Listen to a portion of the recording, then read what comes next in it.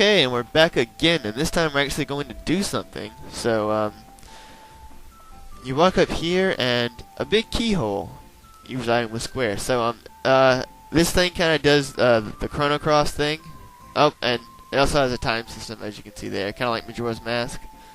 If you stay in one place too long, it'll, change time. But anyways, you use key items with square, and it brings up all your items menus, just like Chrono Cross. And then you use the item, and things happen. You only have to do this once, so. The Divine Beast Cave. This is where the actual gameplay comes into effect. So, we're going to B1. From here, you pick your floor. Those little balls next to the floor is how many Atla are currently on that floor. And then the weird cross symbol over there, with the halo over it, is how many monsters you killed on that floor. But, that really doesn't matter. So, let's go into B1. I don't quite remember off the top of my head how many floors this place is, because, well, hang on. Mr. Fairy King wants to interrupt us again. It's for real this time, Toan. From here on, you'll be put to the true test. First, conquer this wretched Divine Beast Cave and find Duran's lair. That's your first goal. Since you're a beginner, I'll give you a lesson on how to fight in the dungeon. Okay, I can tell you guys all this.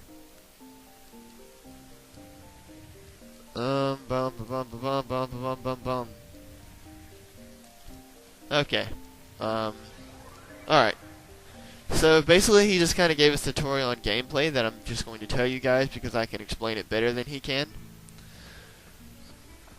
Basically, you see we have a map there on the right there. It fills up as you walk around. R1 locks on, and X swings your sword, which we have. Oh, don't mean allies. All we have right now is a dagger. Let's see if I can look at things. I don't think I can. Well, anyways,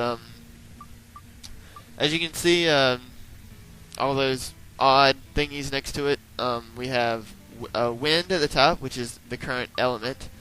There are 5 elements in the game: fire, ice, thunder, wind, and holy. Fire and ice counteract each other, thunder and wind counteract each other. Holy counteracts undead things, and it doesn't have another, a counter, is what I'm trying to say. There's nothing you can, that's super against holy. Your starting dagger is a wind, and the number next to each element is how proficient that weapon is in that element, and you can equip different elements if you put them on your sword. More on that in a second. All you need to know is the higher number next to an element, the better your weapon is at that element. But you can only have one element equipped at a time. So there's weird numbers right over there. Is attack, which is 6, is how much damage you do. Endurance affects how much whip you lose when you do an attack. More on that in a second. But just know that your weapons last longer the higher your endurance is. Speed does not do what you think it does. It is not how fast you attack. It is rather how fast you recover after a combo. High speed is actually very common. It actually maxes out at 99, which really isn't that much because as you can see, this is the first weapon of the game and it has 70 speed. Magic is below speed. That affects how good your element is. Besides the number next to your element, magic also affects how proficient your element is. Below the actual weapon, we have whip, which is weapon HP, or just whip for short because it sounds like you're talking about something much cooler than you actually are. Whip is your weapon HP, as I said. Basically, when you hit things, it goes down depending on a bunch of various factors. And if it hits 0, then your weapon breaks. But now, since this is the default weapon, you actually cannot break your dagger. Normally, when you break a weapon, it'll completely disappear from your inventory. When you break your default weapon, it will just revert to base stats and be pretty much useless until you repair it, which comes later. Below the whip is absorption points, or abs, if you want to put it, which when you kill enemies, you get absorption points. When it gets full, you can level up your weapon up. You do not level up your characters, you level up your weapons. Although you do kind of level up your characters. More on that later. This one item right here, repair powder, right here. When your weapon's about to break, use it and it will, always bring it back. So, anyways, pretty much the entire point of this game is to find these things. These are Atla, and this is, you want to find every single one of these that you can. We just got Macho. Macho's a person. Every time you unlock an Atla, it will give you a piece of the town, which you can then put back together. So you want to find as many as you can, or all of them actually.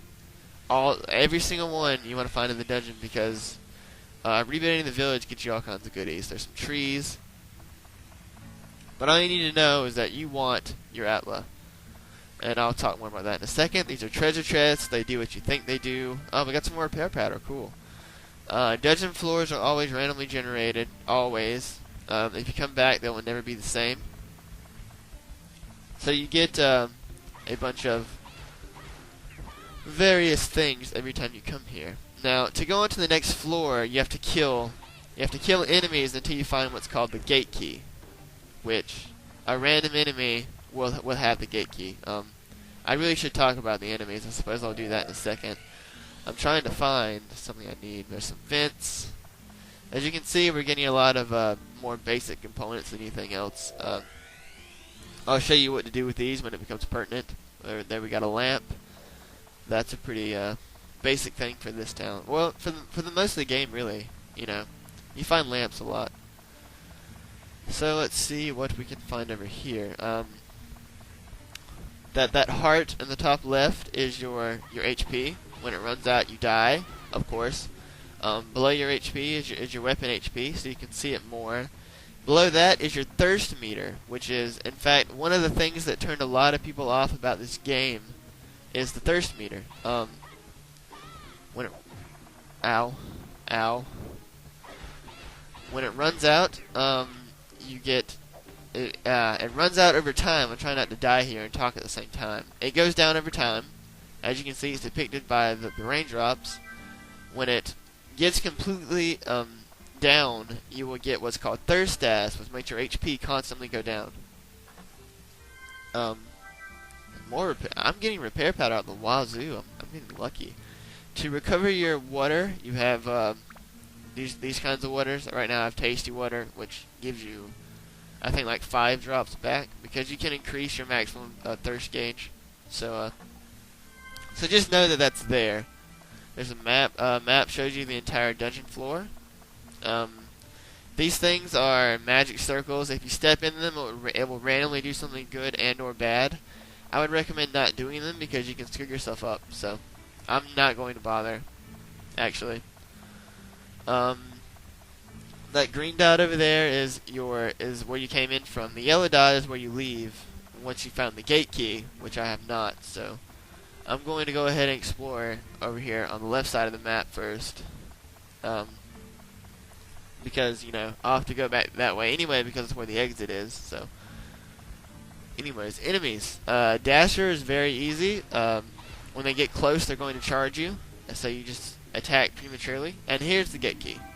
Dran's Crest is the gate key for this floor. So, even after you found the gate key, you probably want to keep killing things anyway, just because it gets you more absorption points. Okay, I don't want to break my weapon here.